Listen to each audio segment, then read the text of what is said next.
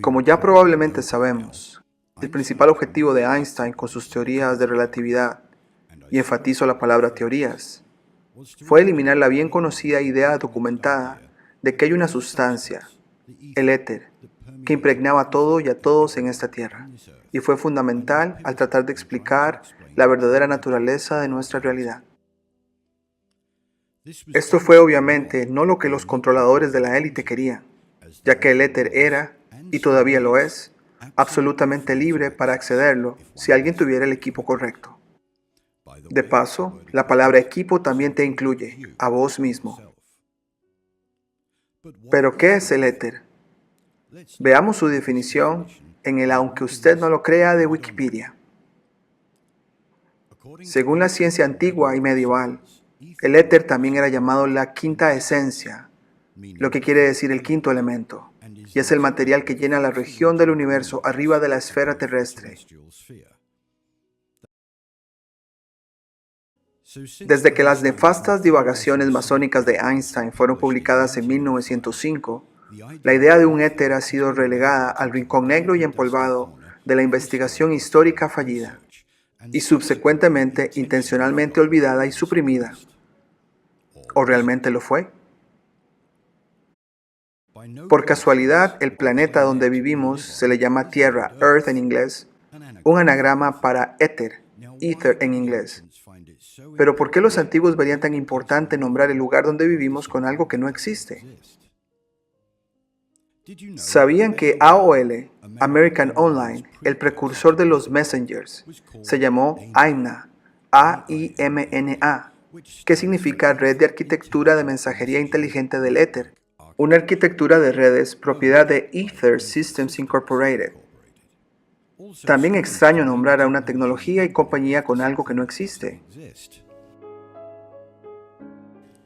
Como también sabemos, a ellos les encanta esconder cosas a simple vista y de hecho decirnos lo que están haciendo de formas sutiles.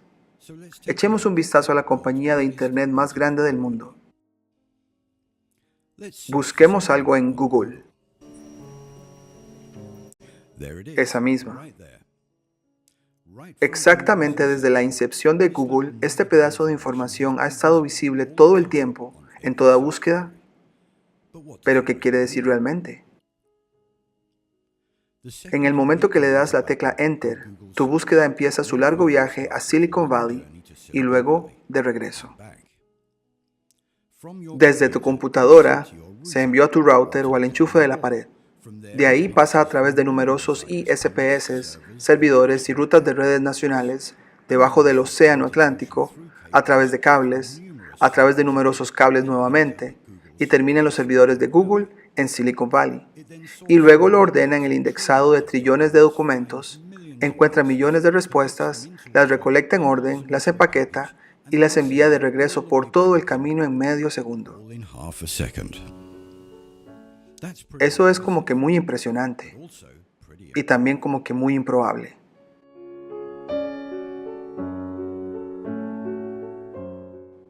Todo el recorrido de 17.000 kilómetros de trayecto de mi búsqueda tomaría medio segundo solo si hubiera un cable ininterrumpido desde mi casa a Silicon Valley, el cual no lo hay.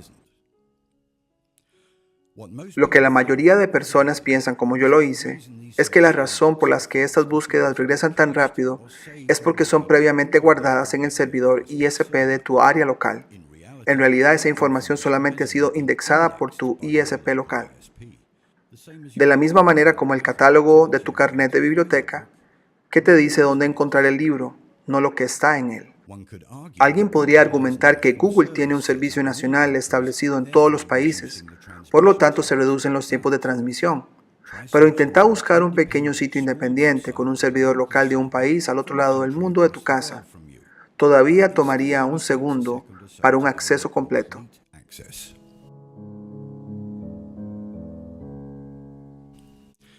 Considerando la enorme cantidad de hubs, switches, LANs, WANs, nodos, servidores, gateways, ISPs, puentes, protocolos y miles de kilómetros de cableado por la que pasa tu búsqueda, medio segundo para cruzar todo el mundo en cualquier dirección es bastante increíble. En mi humilde opinión, altamente improbable por medio de una red física. ¿Qué tal de Skype? Hablando con alguien en el otro lado del mundo en tiempo real, a través de todos esos hubs, switches y cables oceánicos, con poco o ningún retraso. ¿Cómo es esto prácticamente posible? Solamente NASA puede mágicamente superar 11 segundos de retraso cuando se canta junto con los astronautas en la Fake Station. Los cables de fibra óptica que llegaron en los 1900 van supuestamente a la velocidad de la luz, pero necesitan un empujón de vez en cuando para detener el deterioro de la señal. Pese a que la luz Starlight de NASA viaja a trillones de millas esquivando planetas, galaxias, asteroides, campos y cometas, sin ninguna vacuna de impulsión de luz requerida. Otra pequeña peculiaridad es que el Internet como lo conocemos hoy empezó en los 70s. En aquel entonces era llamado el Ethernet. Otra coincidencia desconcertante. Como es usual en nuestras investigaciones, al irnos a los tiempos de científicos independientes de libre pensamiento, usualmente proveerán las respuestas que han sido escondidas por nuestras corruptas instituciones científicas, en los tiempos cuando el libre pensamiento era aceptado y no censurado. Podemos encontrar una abundancia de libros antiguos, ensayos y estudios del éter luminífero, todos describiendo las propiedades elásticas, la densidad, la velocidad, etc. Pero ¿qué tal de heterones? ¿Ah? Mi reacción es la misma. Para poder entender completamente el concepto del heterón, debe leerse y entenderse. Una tarea intimidante, debería agregar, pero que sí nos muestra la velocidad de estas pequeñas criaturas. 1,57 veces más rápido que la velocidad de la luz, del cual la mente galáctica de Einstein dijo que era la cosa más rápida del universo. De nuevo, en lo incorrecto, hermano. Ahora las velocidades fantásticas de la comunicación instantánea mundial se aclaran un poco más. Ahora el concepto de física cuántica se aclara más también. Dos cosas pueden existir en dos lugares diferentes al mismo tiempo, como lo sugieren. Esta teoría nunca encajó bien conmigo, pero el tiempo que tomó para mover una señal a través del éter fue infinitamente pequeña. Entonces parecería que ellos de hecho coexisten. Ahora nuestra búsqueda en Google de un viaje de 17.000 kilómetros solo toma 0,00001 segundo. Pero pon unos cuantos hubs locales y un router barato que compraste cuando pasaste por el supermercado. Y ahora estamos llegando aún más cerca de aproximadamente una mitad de segundo como nos muestra. Así que si podemos transmitir sin problemas y autónomamente a través del éter, entonces ¿por qué todas estas redes y cables? La cosecha de datos y control. ¿No pensaste que nos permitieron hablar entre nosotros en privado, o sí? El Internet es básicamente la herramienta usada para accesar, utilizar y organizar el éter. Tecnología etérea ha estado con nosotros por décadas y ha sido utilizada por todas las compañías gigantes de tecnología por la ganancia de montos exorbitantes de dinero. ¿Alguna vez has sabido quién estaba llamando antes de contestar el teléfono? ¿Has tenido alguna vez esa sensación de que alguien cercano a vos está en problemas? ¿Y la del perro que siempre sabe que es tiempo para caminatas? Y sí, la del perro ha sido estudiada científicamente. El Dr. Gruber Sheldrake lo llamó los campos mórficos o la ciencia de morfogenética, la cual proponemos que no es más que el éter luminífero en función.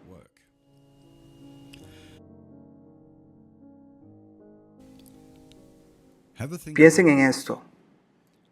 ¿Cuántas veces en tu teléfono celular la comunicación se ha cortado o continúa cortándose o que se termina la llamada por sí sola cuando la señal se debilita?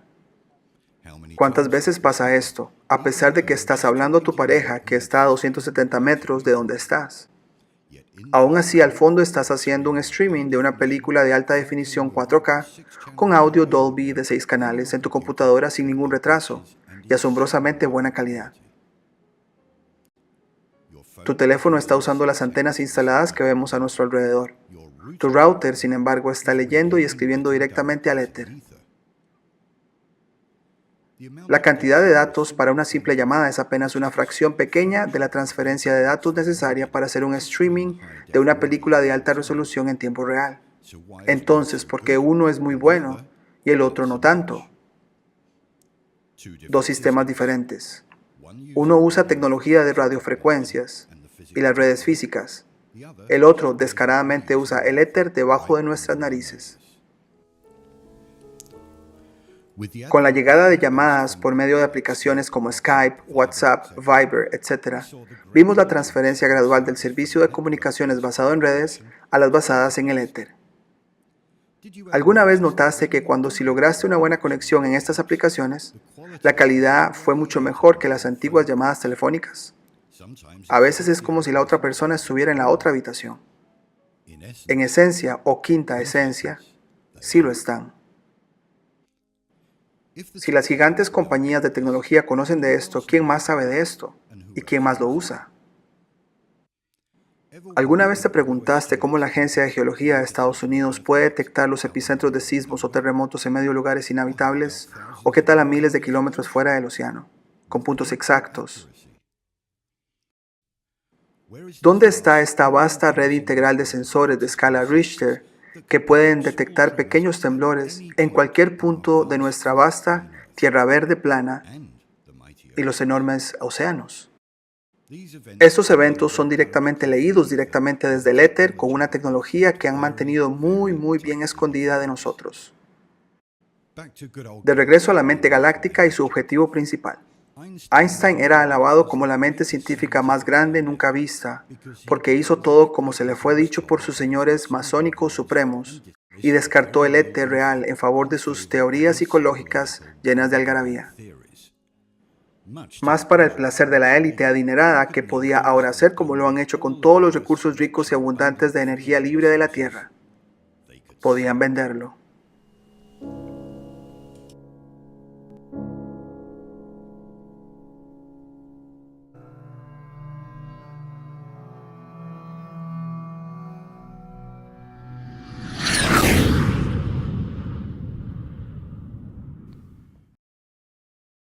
Las aerolíneas afirman que el combustible consiste en 50% de lo que pagamos por el boleto. No estoy diciendo que el combustible no está siendo usado. Lo que estoy diciendo es que es una pequeña fracción de lo que se nos cobra y que es una parte menor de la tecnología de vuelo.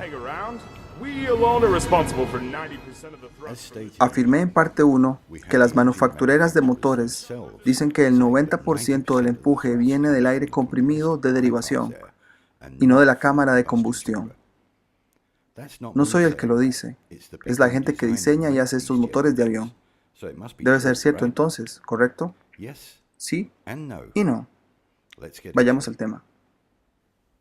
Para que todo tenga sentido, tenemos que abrazar la idea del éter. El éter fue un elemento totalmente aceptado en el pasado. Antes de que Einstein y su esposa inventaran las ampliamente aclamadas teorías de la relatividad, todos, incluyendo todos los científicos, conocían de la existencia del éter. De un solo golpe, Einstein se deshizo del éter y todos los demás hicieron lo mismo. Las tecnologías antiguas usadas en el diseño de estos aviones y motores también utilizaron las propiedades del éter. Esta es la pieza que no nos están diciendo. Para hacerlo iría en contra del pensamiento científico contemporáneo y se verían obligados a reconocer la existencia de este elemento sumamente importante. Dije al final de parte 1 que estaría mencionando nuestros pequeños amigos los abejorros. Bueno, para hacer eso primero tengo que ponerte al día con Víctor y Víctor. Si visitas la página de Aunque usted no lo crea, de Víctor Schauberger, encontrarás que tristemente carece de información importante.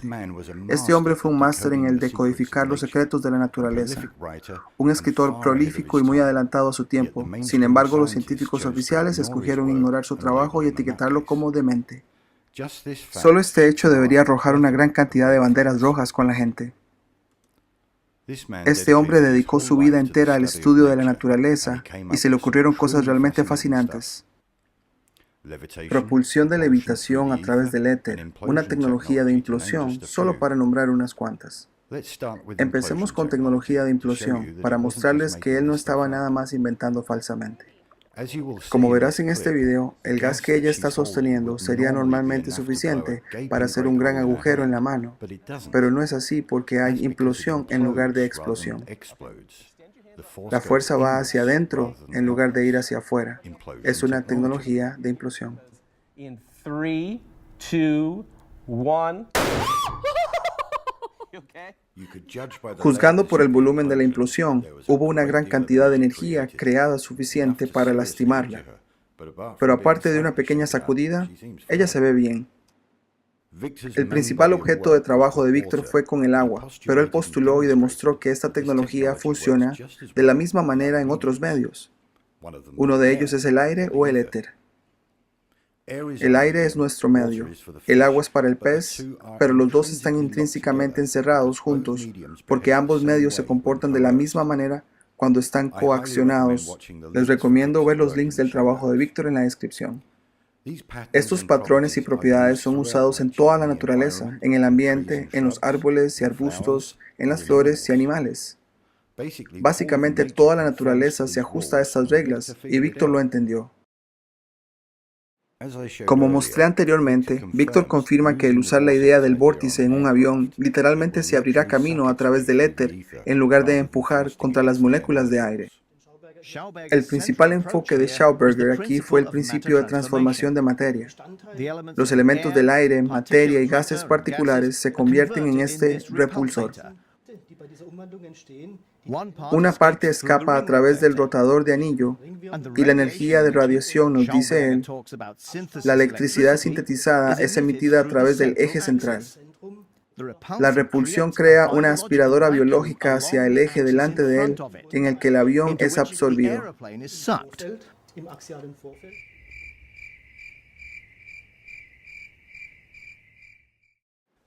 El monto relativamente pequeño de combustible a bordo es usado para el despegue, aterrizaje y rodaje. También es usado para el APU. El APU es una unidad de alimentación auxiliar que está localizada en la parte de atrás de la mayoría de aviones comerciales. Este es un pequeño motor de jet como un generador de compresión de aire para alimentar el motor principal en el arranque y durante el modo autocrucero, entre muchas otras funciones. Tengo que agregar algo que no incluí en parte 1. Los aviones del ejército, como los aviones de combate, usan más combustible que los aviones comerciales. Ellos necesitan el poder y empuje extra que da el combustible. En modo autocrucero, un avión comercial no necesita la extra alimentación, ya que su movimiento hacia adelante es suficiente para absorber aire suficiente en el motor. Solo una pequeña observación aquí. Los motores están diseñados para estar posicionados hacia el frente de las alas. Desde una perspectiva de ingeniería sería muchísimo más fácil ponerlos directamente debajo de las alas. Así como muchos piensan, el motor del avión arroja masas de gas exhaustivamente calentados. Si este fuera el caso, entonces, ¿por qué ponen este gas exhaustivo debajo del ala donde todo el combustible está almacenado? La próxima vez que veas un avión, intenta encontrar las marcas de quemadura debajo de las alas. De todos los gases calientes no encontrarás ninguno. La pequeña cantidad de gas que es expulsado de la cámara de expulsión es rodeada por aire frío comprimido. ¿No crees que esta gente debería estar en el hospital con quemaduras desagradables de los gases supercalientes?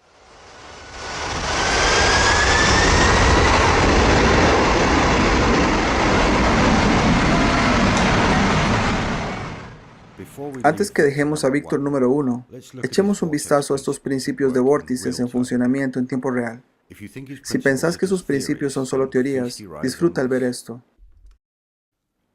Así como el motor del avión, la raíz de San Giovanni de Garuda necesita una pequeña fuerza para arrancarla, pero luego se impulsa con el impulso de sí misma infinitamente, usando el medio que la rodea, en este caso, el agua.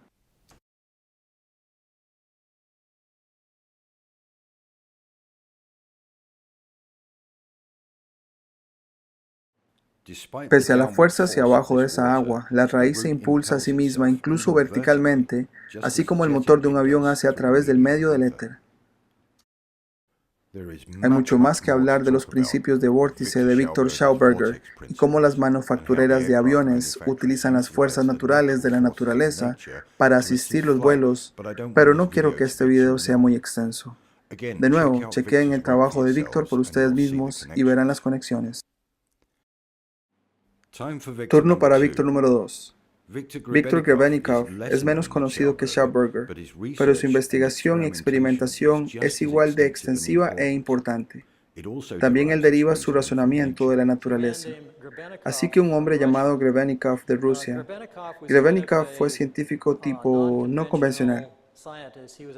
Fue un entomólogo, hizo gran trabajo con la entomología de insectos y su cosa favorita fue salir a las estepas de Rusia, a las zonas de alta actividad y acampar en los veranos y estudiar su tema favorito. Esto se ve como una abeja controlada por radio, pero es una abeja con un pequeño transpondedor de radar, lo que significa que podemos rastrear esta abeja a cómo huele alrededor del campo. Y estos amigos pueden acarrear 90% de su peso corporal en polen, así que no afectará la manera como huelen. Primero, las abejas vuelan mucho más rápido que lo predicho, increíblemente a 48 kilómetros por hora, incluso cuando están completamente llenas. La próxima sorpresa es a dónde van. Casi siempre sobrevuelan potencialmente comida razonable. Una vez que encuentran ese segmento de tierra, repetidamente se lanzan hacia y desde ahí. Y esta es la parte clave de todo esto. A pesar de ir a 48 kilómetros por hora en vientos cruzados, ya sea de frente o atrás, todas ellas vuelan en líneas rectas exactas. El abejorro no puede volar aerodinámicamente, claro. Y tiene razón. Dije, ok, ¿qué hacen los abejorros? Y dijo, ellos levitan. Y dije, ¿cómo es eso? Y me dijo, déjame y te muestro. Y me mostró. Escribió un libro incidentalmente. No estoy seguro si hay copias físicas aún. Está en la biblioteca del Congreso. El libro se llama La energía del mañana no necesita ser combustible. Y en ese libro, él dio referencias a lo que estoy hablando. Que la levitación, que el abejorro, cuando empieza a golpear sus alas, cuando empieza a mover sus alas, hay una pequeña cavidad hueca al lado de la laringe dentro de su sistema. Eso es hueco.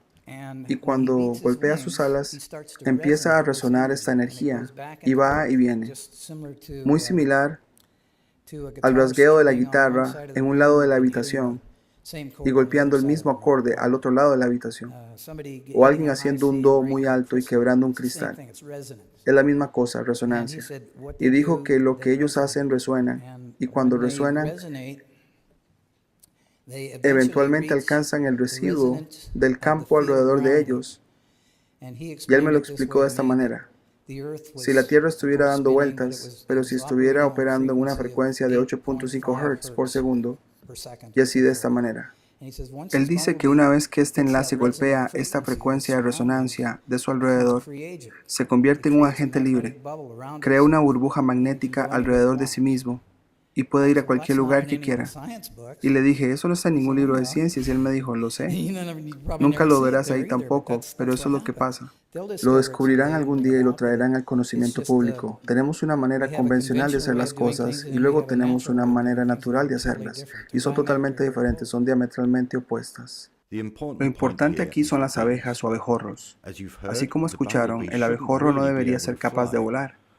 Esas alas son muy pequeñas para levantar ese cuerpito gordito del suelo. De hecho, es todo un acertijo también para la ciencia oficial. Ellos pueden volar en líneas rectas perfectas a largas distancias, con ninguna desviación, incluso en vientos huecos que se cruzan. Por las frecuencias de resonancia producidas por la vibración de sus alas, ellos crean una burbuja en el éter, protegiéndolos de cualquier interferencia externa. Así que levitación por ondas de sonido es un efecto real mundial. ¿Quieres más pruebas?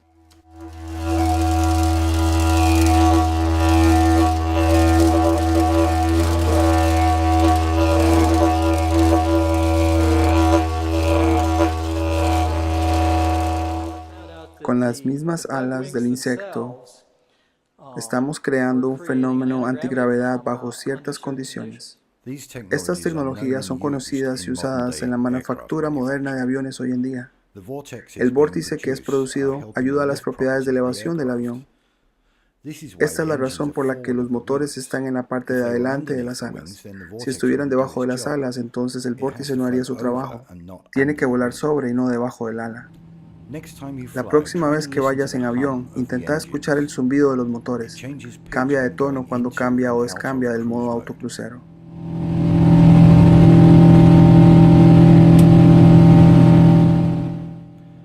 Solamente pura especulación aquí. Hay grandes cavidades en las alas, las cuales son probadas con aire comprimido, y no líquidos, por cierto, y los motores producen un zumbido distinto, así como hacen las abejas y abejorros.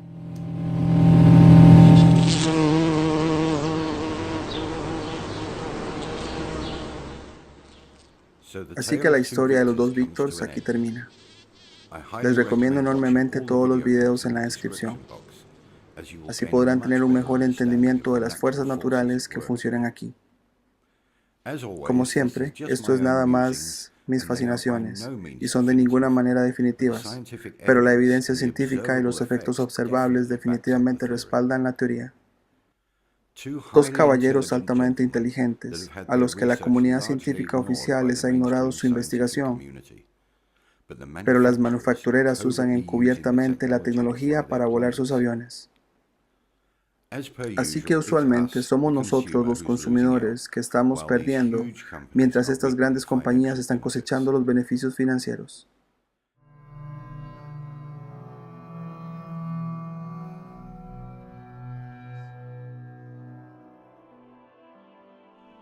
En este artículo vamos a analizar detenidamente las iluminaciones, eventos de entretenimiento que tomaron lugar en el pasado durante varias celebraciones. Tales iluminaciones han existido durante mucho tiempo, pero resulta que sabemos muy poco sobre ellas. Sé que no soy el primero en tocar este misterio. Sin embargo, quería comprobarlo yo mismo buscando en algunas fuentes extranjeras. Según lo que vi y leí, puedo afirmar que no es tan simple. Toda la información relacionada de una manera u otra con el aspecto técnico de las iluminaciones se clasifica o destruye. Para obtener información y contenido para el artículo, tuve que buscar la prensa sensacionalista de esa época. Así.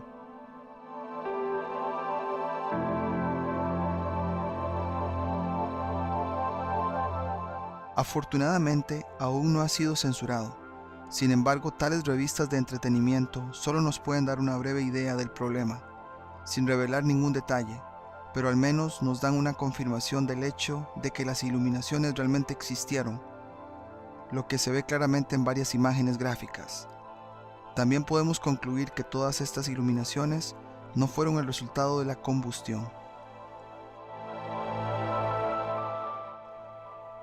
Tengo la fuerte sensación de que alguien ha retocado esta imagen, particularmente las partes donde las columnas están decoradas con algún tipo de luces de colores.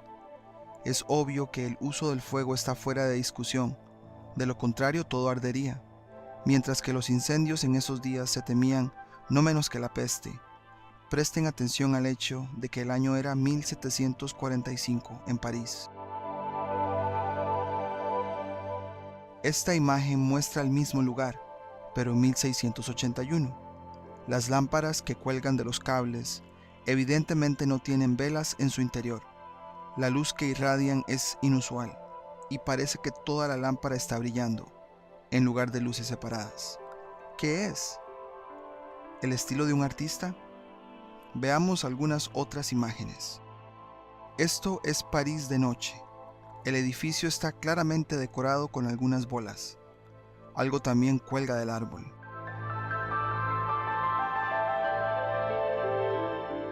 Aquí vemos Frankfurt en 1730, pero por alguna razón existe el emblema del Imperio Ruso. Podemos ver las mismas bolas y decoraciones brillantes en la imagen. Probablemente se veía realmente impresionante.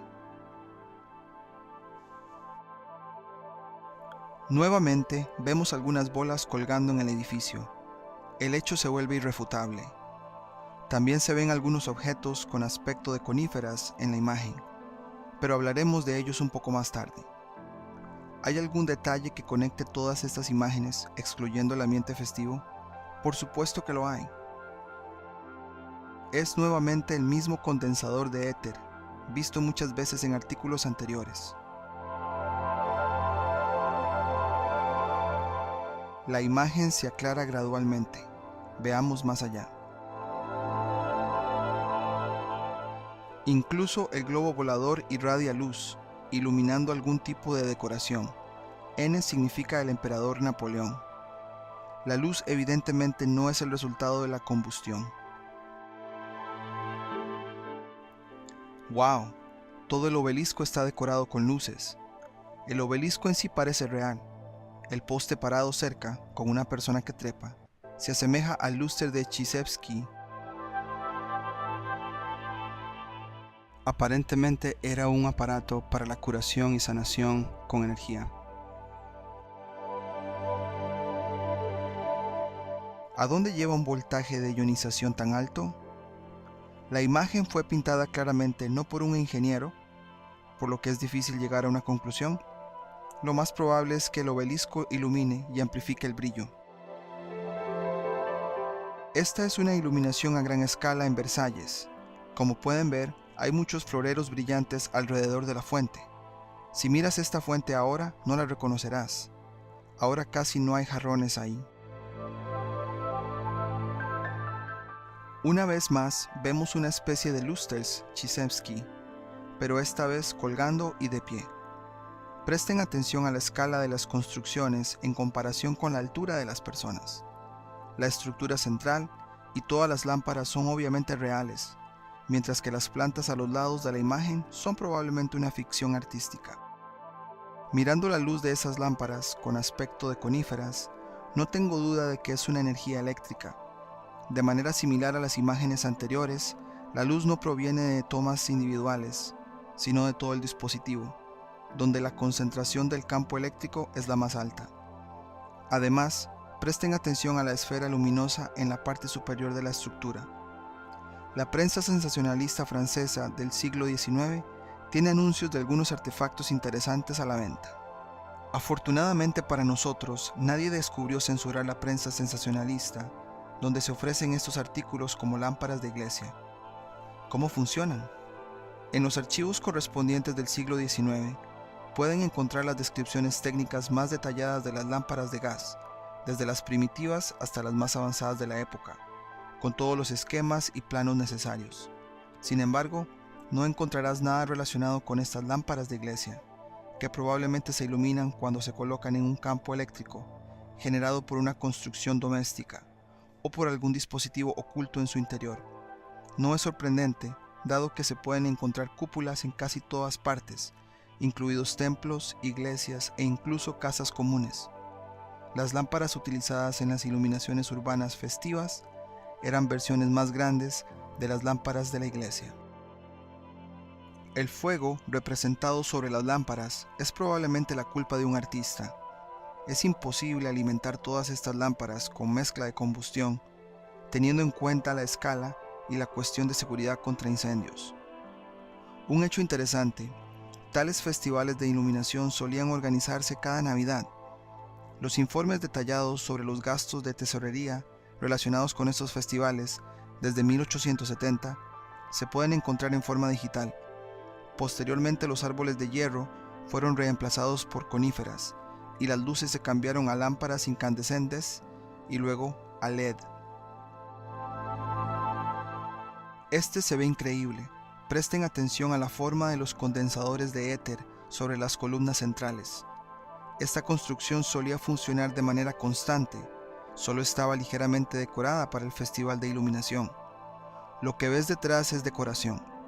Las coníferas aquí se parecen a las menorás. Algunas bolas cuelgan de las decoraciones. La siguiente imagen se debe mirar de cerca. Algo arde en la esquina inferior izquierda, probablemente fuegos artificiales, mientras que el área cercana debe observarse con zoom o acercamiento. ¿Qué ves? No es más que un condensador de éter en forma de florero o maceta. Tengo la firme impresión de que la idea de poner plantas en macetas en los alféizares proviene de aquí. Lo mismo se aplica a la arquitectura. Los arquitectos antiguos sabían que cualquier vegetación en la mampostería la destruyó con el tiempo, por lo que todas las plantas se colocaron en macetas o jarrones cubiertos. Ningún elemento arquitectónico de la antigüedad, excepto los elementos de soporte, eran solo de decoración. Todo tenía una función, Lo mismo hicieron los jarrones. Supongo que su función era almacenar alguna sustancia, como el mercurio, que pudiera concentrar éter. ¿Aún tienes dudas? Aquí hay otro artefacto. Es un plan de preparación de iluminación que de alguna manera logró evitar la censura. Observen la cantidad de condensadores de éter, grandes y pequeños, que cuelgan de una red y se apoyan en las repisas. Estas no son lámparas de aceite o cualquier otra lámpara similar, porque el fuego ennegrecería o dañaría el revestimiento del edificio. Estos son los mismos dispositivos que vimos en todas las imágenes anteriores. De alguna manera concentran el campo etéreo, de manera que todos los enlaces metálicos externos brillan con luz, así como varias lámparas, coníferas, menorás y otros elementos decorativos que aparecen dentro de este campo. Para obtener información sobre estos dispositivos, tuve que procesar muchas publicaciones del siglo XIX que no fueron tocadas por la censura, como periódicos, folletos de exposiciones y otras cosas similares. La información era muy escasa, sin embargo, logré encontrar un poco de información en francés en una de las publicaciones. De este texto descubrí que los condensadores de éter de las imágenes eran una especie de bolas hechas de estaño, con un relleno especial. Si tenían un elemento afilado de acero unido a la parte superior en forma de flor, comenzaban a conducir electricidad y brillaban con luz brillante. Otra foto interesante, la recepción del zar Nicolás II en París, finales del siglo XIX. Presten atención a la cosa de metal rodeada en rojo. Es un logotipo de metal decorativo de Francia. Uno similar para Rusia debería estar cerca, que solía brillar siendo cargado por los dispositivos rodeados de azul. ¿Probablemente piensas que simplemente no conectaron cables? Ok, este era de Europa, pero ¿qué pasa con Rusia? Echa un vistazo a las siguientes fotos. ¿Puedes adivinar el lugar y el periodo de tiempo? Así es Moscú a principios del siglo XX. La foto superior muestra GUM, el principal almacén. Inferior, Kremlin. Fotos tomadas durante la inauguración del zar Nicolás II. Durante el tiempo comunista nunca ha habido nada como lo que ves en la foto.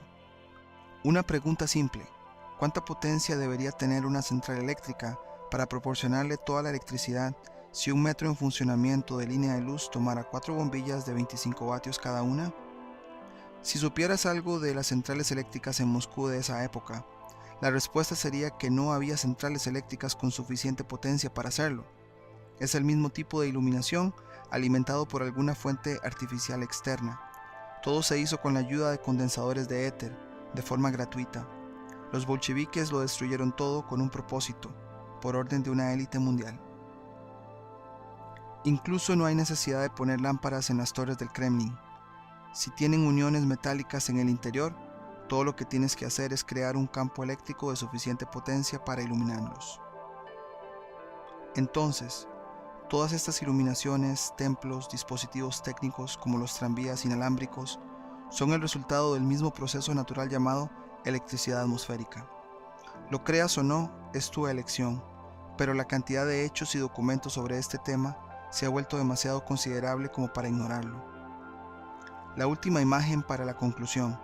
Exposición de inventos eléctricos en París, 1890. No es el tipo de electricidad que usamos hoy, como ya habrás adivinado. Presten atención al techo del edificio a la izquierda. ¿De verdad crees que era la imaginación de un artista?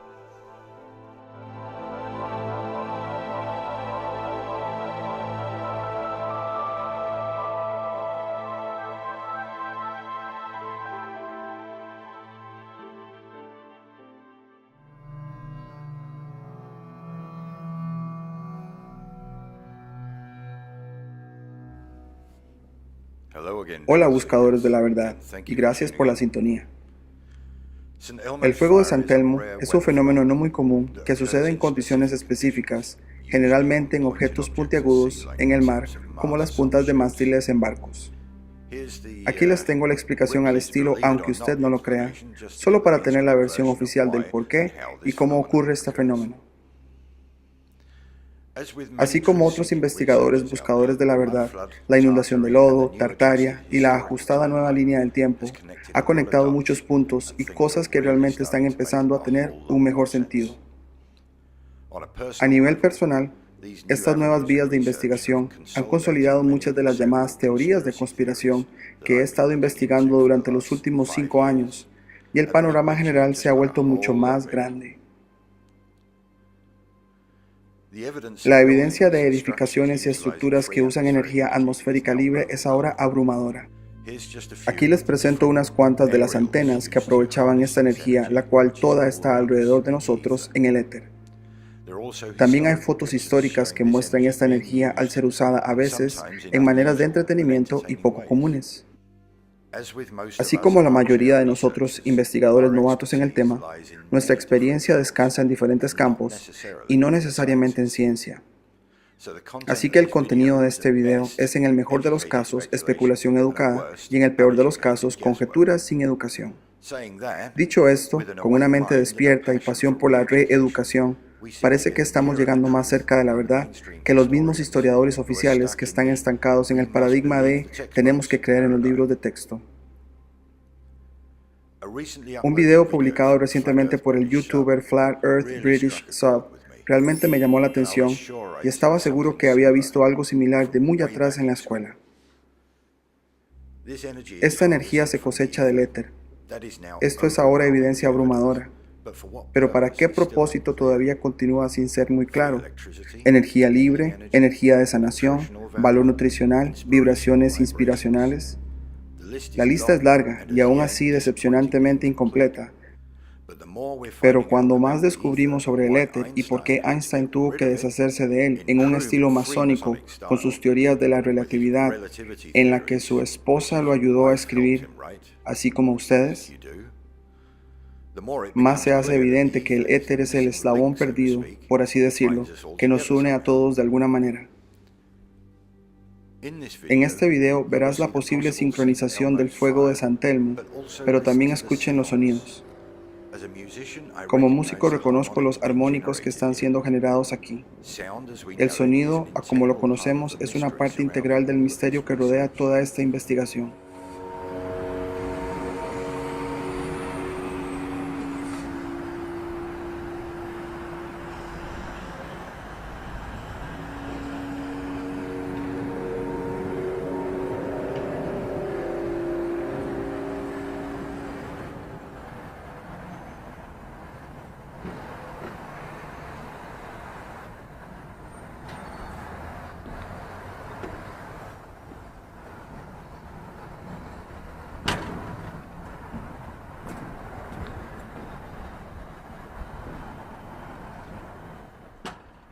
De paso, esta edificación, el cual es el Palacio Real de Phnom Penh, Camboya, que organiza a estas bailarinas del ballet real. Miren el atuendo en sus cabezas que usan. Eso es tecnología seria en sus cabezas. Es el sombrero de papel de aluminio más elegante que he visto. ¿Te recuerdan de otro tipo de sombrero elegante? Nos desviaremos del tema un poco para una posible vía de investigación. Echen un vistazo a los paneles de control dentro de la antigua central eléctrica de Battersea en Londres, que creo es un colector y distribuidor de energía atmosférica en su mejor momento. ¿A qué les recuerdan?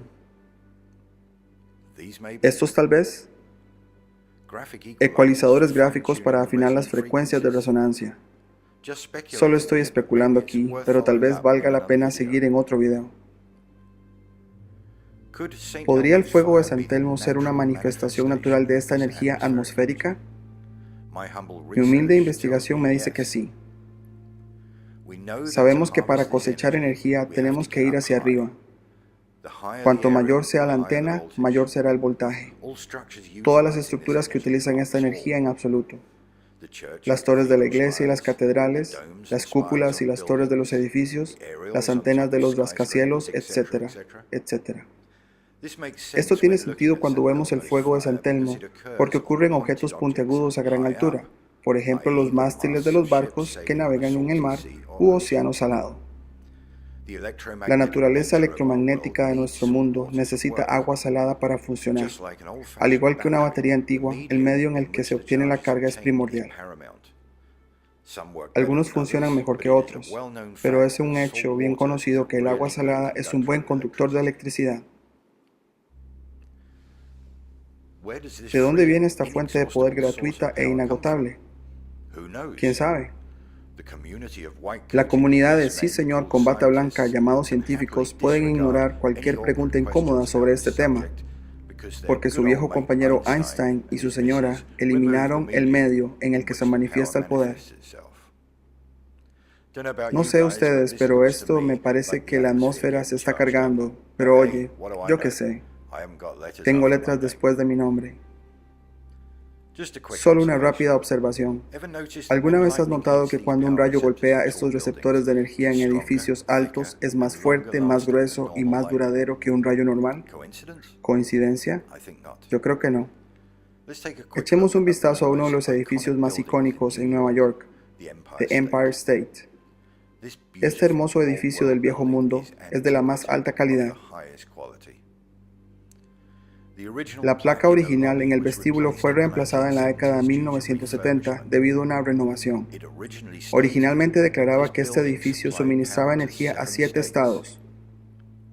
¿De verdad? ¿Un bloque de oficinas suministró electricidad durante cientos de kilómetros a la redonda? ¿Cómo es posible? Para mí es claramente obvio por qué querían y necesitaban reemplazar esa placa. Como lo dije anteriormente, amigos, esto no es nada más que especulación, pero la evidencia parece apuntar a esta dirección. Son apenas los primeros días en este campo de investigación, pero nada más quería presentar esta idea para ver qué sucede. Quizá ustedes puedan arrojar algo más de luz sobre este fascinante tema.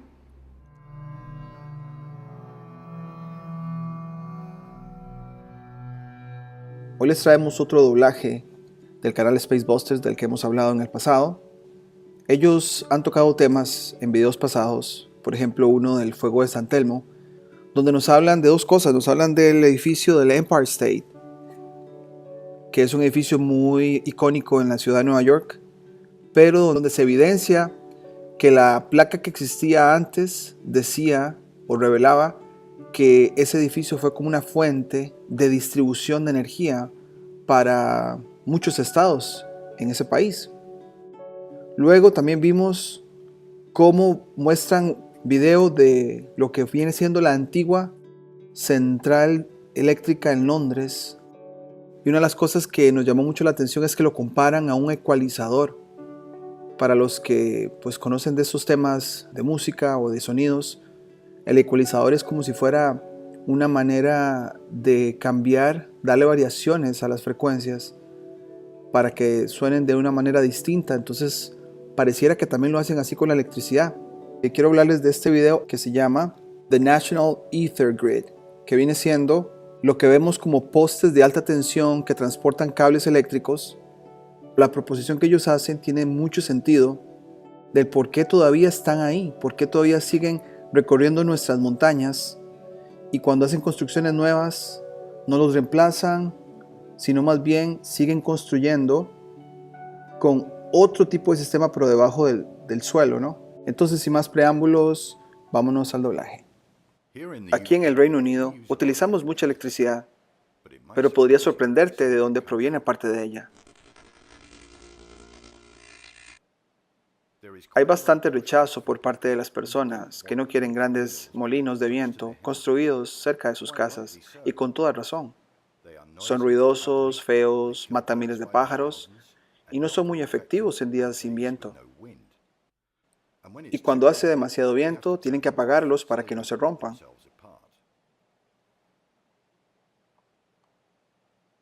Otro hecho menos conocido es que la llamada huella de carbono para fabricar estas enormes máquinas es enorme. Y es aún más grande cuando dejan de funcionar. Duran un promedio de unos 20 años. No pueden quemarlos porque es demasiado tóxico, por lo que ahora han recurrido a enterrarlos en vertederos porque cuesta demasiado descomponerlos. Eso no es muy ecológico, ¿verdad? Según nuestra fuente de información favorita, La primera torre de red del Reino Unido se construyó en 1928 y su propósito era transportar electricidad a los confines de la isla, proporcionando a su población en constante crecimiento la energía que necesitaba para expandirse hacia la revolución industrial. Antes de la expansión de la red nacional, las empresas utilizaban generadores de carbón o gas locales y todo tipo de artilugios para alimentar sus fábricas, por lo que la aparición de la electricidad entregada a la puerta de su casa, por así decirlo, fue muy popular. Se nos ha hecho creer que estas líneas eléctricas de alta tensión transportan electricidad de un lugar a otro. Esto es cierto, pero los miles de kilómetros de cable tienen otro propósito menos conocido, y ese propósito podría cambiar tu forma de pensar sobre la generación de energía. Y también plantea la pregunta, ¿por qué diablos nos están ocultando esta información? La palabra aire se deriva de la palabra latina aer o éter. El éter es el aire que respiramos, pero además de mantenernos vivos a todos, tiene otra propiedad poco conocida de la que probablemente no te diste cuenta. El éter es eléctrico. Toda nuestra existencia depende de la electricidad, pero ese tema es para otro video. El éter lleva una carga desde el suelo hacia arriba que aumenta en 100 voltios por cada metro de altura. Eso es acumulativo si se conecta a tierra. Esta energía se puede recolectar del aire, éter, colgando cables muy largos en lo alto de los postes de alta tensión que se extienden por todo el país. ¿Alguna vez te has preguntado por qué estos miles de kilómetros de cables se apoyan en enormes postes mega costosos y muy feos, cuando habría sido mucho más fácil y mucho más barato pasar estos cables bajo tierra? ¿O qué tal debajo de las carreteras existentes? No. Aparentemente preferimos ver esta enorme monstruosidad serpenteando a través del hermoso paisaje. Y no sé ustedes, muchachos, pero nunca en mis 50 años conduciendo por todo el país he visto un nuevo poste tipo torre de alta tensión siendo erigido. Todos los servicios están ahora enterrados bajo la extensa red de carreteras. Una búsqueda rápida de tu área local en Google Earth te mostrará las líneas eléctricas y los postes de alta tensión. Si intentas seguir algunas de las líneas, encontrarás que algunas de ellas comienzan y terminan en la misma subestación. Entonces, ¿están transportando la electricidad de regreso a su lugar de origen? Yo creo que no. No. Esta red de líneas de alta tensión está generando o recolectando electricidad del éter. Entonces, aparte de la infraestructura en sí, es abundante, es absolutamente gratis, es absolutamente renovable, absolutamente sostenible y tan ecológica como sea posible. Todo lo que se tiene que hacer es correrlas por kilómetros y kilómetros de cable en el aire hacia el campo y viceversa. Sin embargo, hay una trampa. A medida que tu pueblo o ciudad expande sus suburbios, inevitablemente invadirán las líneas eléctricas existentes. Hay muchas historias y ejemplos de empresas de construcción que tienen que construir alrededor y debajo de estos postes. ¿No te parece extraño que en lugar de enterrar estos cables debajo del nuevo proyecto de construcción, simplemente los dejen allí? Ahí tenés tu respuesta ahora. No pueden. A medida que las grandes ciudades se expandieron, la red no fue suficiente para sostener el aumento de la población y otros métodos como la energía hidroeléctrica, nuclear, carbón, gas y ahora eólica se utilizan para compensar el déficit. No pueden quitar los cables porque todavía generan una gran parte de las necesidades energéticas del Reino Unido y de la mayoría de los demás países. Así que ahí lo tienen, señoras y señores. Les presento la red nacional, no solo transportando poder a las masas, sino también generándolo a través del éter. Y lo han estado haciendo durante mucho, mucho tiempo, de forma gratuita, pero todavía lo estás pagando.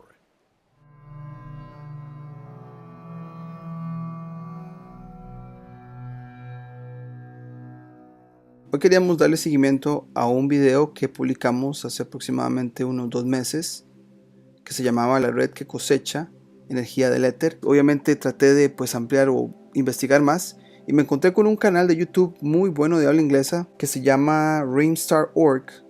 Al parecer es un señor o un hombre por allá que hace experimentos de campo. Tiene más o menos 276,000 suscriptores, muchos videos interesantes, pero van a ver aquí que tiene uno. Dice que cómo generar electricidad con energía atmosférica. Y de hecho hace unos diagramas muy educativos, muy fáciles de entender, y lo cual pues a mí me dio otras ideas y lo conecté con otras cosas que voy a comentar después del doblaje que vamos a hacer. En este doblaje él nos explica primero y después nos enseña su experimento de campo y cómo logró producir energía eléctrica trayéndosela desde el cielo a cierta altura. Entonces, sin más preámbulos, vamos con el doblaje y luego comentaremos. Hola mi gente, en este video voy a demostrar cómo generar energía utilizando electricidad atmosférica. Se utilizó un hexacóptero para levantar un extremo de un cable en el aire. Mientras tanto, al otro extremo del cable estaba conectado un motor de corona cerca del suelo. Luego la electricidad fluyó a través de ese cable y el motor de corona haciéndolo girar. Primero voy a explicar cómo funciona. Gran parte de la siguiente explicación está adaptada de la conferencia del físico premio Nobel Richard Feynman, su sección llamada Electricidad en la atmósfera. Por cada metro que subís en el aire, el voltaje aumenta alrededor de 100 voltios, o podríamos decir de 100 voltios por yarda. Podemos dibujar estos aumentos de voltaje usando lo que se llaman líneas equipotenciales. Observa que el suelo es negativo y el cielo es positivo entre sí. Según Feynman, esto se extiende hacia arriba a 50 kilómetros o 31 millas, donde el aire es muy conductor. Este es el caso con buen tiempo. Con un clima de tormenta, las cosas son bastante diferentes y no hablaré de eso aquí. Pero si este voltaje existe entre tu cabeza y el suelo, ¿por qué no recibe una descarga? La razón es que tu cuerpo es un conductor eléctrico lo suficientemente bueno como para que, parado en el suelo, sea básicamente una parte del suelo. Las líneas equipotenciales se verían así. Aún hay efectivamente 0 voltios entre la parte superior de la cabeza y el suelo. Efectos similares ocurren con árboles, edificios, etc. ¿Qué pasa con la corriente eléctrica? Existe una corriente eléctrica descendente y consiste en iones positivos, moléculas o grupos de materia que tienen una carga positiva. Estos iones se mueven lentamente hacia el suelo. La densidad de corriente de estos iones es muy pequeña, alrededor de 10 microamperios o 10 picoamperios, cruzando cada metro cuadrado o yarda cada segundo. Entonces en cualquier área pequeña no hay mucha potencia. Y esa es la explicación sobre la electricidad atmosférica adaptada en las conferencias de Feynman. Para aprovechar esta electricidad atmosférica conectamos eléctricamente un extremo de un cable al suelo y levantamos el otro extremo en el aire. En nuestro caso obtuvimos buenos resultados a unos 120 metros o 390 pies de altura, a 100 voltios por metro o 100 voltios por yarda. Son 12.000 voltios entre esa altura y el suelo. Pero al igual que con vos parado en el suelo, el cable es un conductor eléctrico y también lo es al potencial de tierra. Mirando las líneas equipotenciales alrededor del cable, ese voltaje de 12.000 voltios existe entre una cierta distancia del cable y el cable. Podés ver que las líneas equipotenciales están más juntas en la parte superior del cable. Eso significa que la atracción es más fuerte allí y los electrones se abren paso hacia arriba en el cable. Veremos más de cerca la parte superior del cable. Pondremos 6 puntas afiladas tipo alfileres de coser en la parte superior de ese cable, pero para facilitar la ilustración dibujaré solo uno. Observa que debido a la forma afilada de la punta, las cargas se apiñan en la punta. Recordad también que hay iones cargados positivamente en el aire. Existe un campo eléctrico entre las cargas negativas en el cable y las cargas positivas en el aire. Y podemos representar ese campo eléctrico trazando líneas entre pares de cargas opuestas. Observa que las líneas del campo eléctrico están más juntas cerca del punto, lo que significa que el campo eléctrico es más fuerte allí. Es lo suficientemente fuerte como para eliminar los electrones negativos del punto afilado, donde neutralizan los iones positivos. Pero debido al voltaje hay nuevos iones positivos que se mueven hacia abajo y nuevas cargas negativas que salen del cable. Ahora tenemos electricidad fluyendo a través del cable. Sin embargo, la corriente eléctrica en esa electricidad es muy débil. No lo medimos, pero según mi experiencia con la electrostática, lo estimaría en microamperios bajos o más probablemente incluso más bajo. Esto no es suficiente para hacer girar un motor electromagnético, uno como el que se usa en la vida cotidiana, pero basta con encender un motor electrostático como este motor Corona. El motor de Corona consta de un cilindro de plástico rodeado de hojas de metal afiladas. Cada segundo una de esas hojas se conecta al cable que sube hacia el cielo. Eso significa que cuando el cable comienza a conducir, esas hojas están ahora a cualquier voltaje en el que la parte superior del cable está en el cielo, aunque en polaridad opuesta, positiva. Es por eso que recibís un shock eléctrico cuando tocas uno de estos cables. A continuación se extrae la carga negativa del cilindro de plástico a través de un espacio entre el borde de la hoja y el cilindro. Eso deja el cilindro con la misma carga y dado que las cargas iguales se repelen, se produce una repulsión que hace girar el cilindro. La siguiente cuchilla está conectada a tierra y se carga negativamente. Dado que las cargas opuestas se atraen, atrae el área cargada del cilindro. Luego neutraliza esa área cargada tomando electrones del suelo. Y es así como la electricidad atmosférica puede impulsar un motor electrostático como un motor Corona. Aquí está mi motor Corona funcionando con electricidad atmosférica. Solo hay un cable que se extiende desde el motor de Corona hacia el aire. Fueron necesarios algunos intentos y la enorme ayuda de un amigo con un hexacóptero lo suficientemente grande, dispuesto a levantar el cable, y como pueden ver funciona.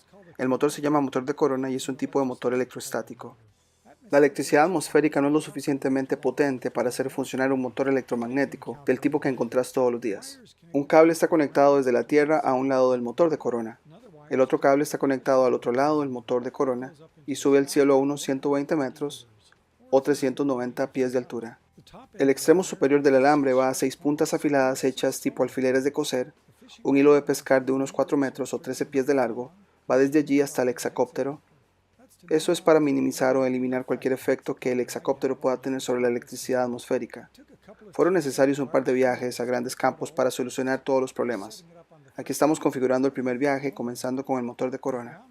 Para una conexión a tierra empujamos algunos cables de cobre gruesos hacia el suelo, y luego conectamos un cable entre ese y un lado del motor de corona. Se conectó otro cable al lado del motor de corona. Ese irá al cable que se elevará al cielo. El cable que se elevará hacia el cielo comienza en este carrete, con una manivela para enrollarlo después.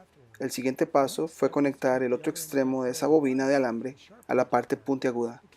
La conexión se realiza en esa pieza de plástico blanco. Aquí estoy conectando una parte con solo 2 puntos afilados, pero luego cambiamos a usar la parte con 6 puntos afilados, con la teoría de que mientras más puntos afilados haya, mayor será la corriente eléctrica. Observa la línea de pesca que también está unida a la pieza de plástico blanco. Con el hexacóptero sentado boca abajo en el suelo, el otro extremo de esa línea de pesca está atado a la parte inferior del marco del hexacóptero. Y aquí todos estamos haciendo los últimos preparativos para el despegue. Y ahora el despegue. Aquí está el hexacóptero flotando a solo 21 metros o 70 pies antes de elevarse aún más. Y luego seguimos subiendo. Observen que estamos usando alambre recubierto de esmalte de calibre 26.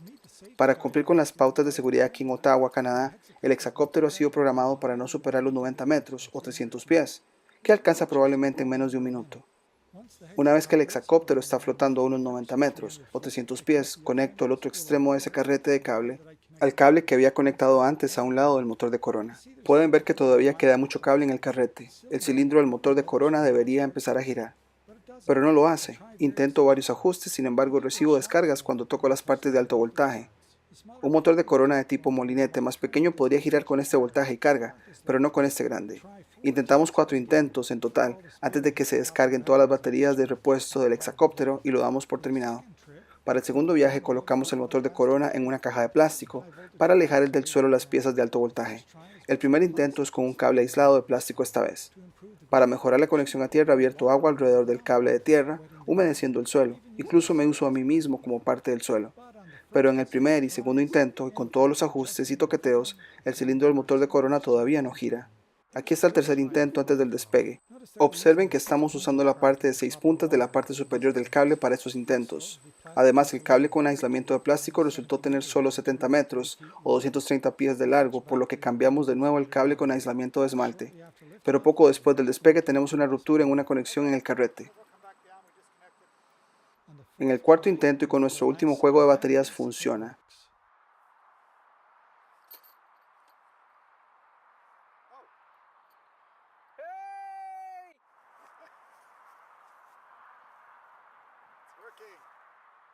No hay mucho torque aquí, ya que un ligero toque en el eje lo detendrá. Sin embargo, no sigue funcionando. A veces parece detenerse abruptamente. El choque eléctrico es mucho más doloroso esta vez. Pronto me doy cuenta que el problema es que un extremo del cilindro está demasiado cerca de algunas tuercas y tornillos en el interior de este extremo, y a veces lo toca. Una vez que lo separo funciona muy bien. Ese fue el último problema que resolvimos. Entonces, ¿por qué funcionó en este intento? Después de observar los datos del hexacóptero, vimos que algo salió mal con los límites de altura programados y había llegado a 120 metros o 390 pies de altura. Con la electricidad atmosférica, más altura significa un voltaje más alto, y posiblemente también había más iones a esa altura. Pero dado que está por encima del límite de 90 metros o 300 pies, eso puso fin a los experimentos con este motor de corona. Pero logramos nuestro objetivo de alimentar un motor electrostático utilizando electricidad atmosférica. Gracias por vernos.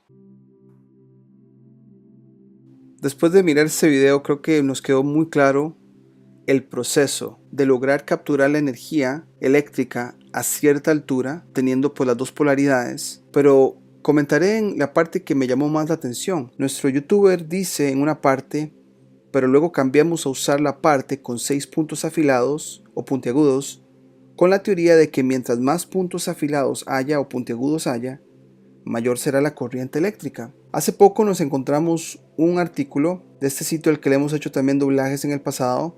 No leeremos todo el artículo, el cual es bastante largo, de tartaria.info, donde nos hablan del tipo de armas que se ponen en retratos antiguos, ¿verdad? Vemos soldados con sus armas acá, algunas son puntiagudas, como estas de acá. Y voy a enfocarme en algunas fotos y trataré de explicar lo que él está tratando de describir con esto de las armas puntiagudas. La primera es esta, un fragmento de alguna batalla heroica o icónica, donde vemos aquí las personas que están, o los soldados o los combatientes, vemos estas lanzas puntiagudas. El adoctrinamiento que nos han dado es que se usaba para perforar gente y digamos que matarlos, perforándolos, ¿no? Sin embargo, el escritor de ese artículo dice, pero ¿por qué en este tipo de retrato no se ven que están penetrando a la gente? Están como levantándolos hacia arriba. Él expone una teoría similar a la que está él diciendo. Si realmente usaron armas o usaron energía, ¿será que las formas puntiagudas de las lanzas era la suma de recolectar energía y que esa recolección de grupo lograba algo? Lo cual me parece que tiene mucho sentido. Por acá otra mostrándonos algunas armas, en la cual pues aquí hay es puntiagudo también, dando pues la idea de que es la colección grupal de energía. De ahí que era importante tener grupos de personas en una batalla igual. No sabemos qué tipo de batalla, o tal vez un experimento energético en grupos. Por acá otra donde aparte de la lanza hay algo en medio y tenemos la parte puntiaguda también. Acá una más donde al parecer es como un dardo, pero realmente el escritor nos dice que nos quieren dar la idea que eran dardos, pero porque era puntiagudo, para recolectar energía quizá. Por acá hay otras más, tenemos formas puntiagudas, y cuando nos vamos ya como a fotos antiguas es interesante que encontraremos fotos antiguas así, con la parte puntiaguda de estas lanzas, las cuales cuando ya vemos fotos más recientes son quitadas o son suplantadas por astas de banderas, que es muy común ese patrón. Por acá más vemos la forma puntiaguda, incluso con una bolita también. Es una teoría muy interesante, la cual tiene mucho sentido. Y esta es Venecia, una foto antigua. Nos dice que donde pues anclan los botes, tenemos esa forma de lanza un poco puntiaguda arriba y en toda la parte, digamos, de cada lado. Al parecer ya esas lanzas no están ahí en el agua. Aquí más pruebas de eso, tenemos más lanzas puntiagudas subiendo de edificios. Quizá ustedes las han visto en sus edificios, en sus ciudades, o quizás las han suplantado por banderas. Un patrón muy común de encubrimiento. Esto es Brasil, por cierto. Brasil no tenemos la fecha, pero muy interesante esta foto antigua de Brasil. Así que dejaremos el video acá. Me parece que lo que propone este youtuber es bastante interesante con su experimento de campo, y aquella gente que pues tiene conocimiento eléctrico, si tienen aún más para aportarle a esta investigación, nos encantaría escucharlo, pero por ahora sería todo y nos vemos en la próxima.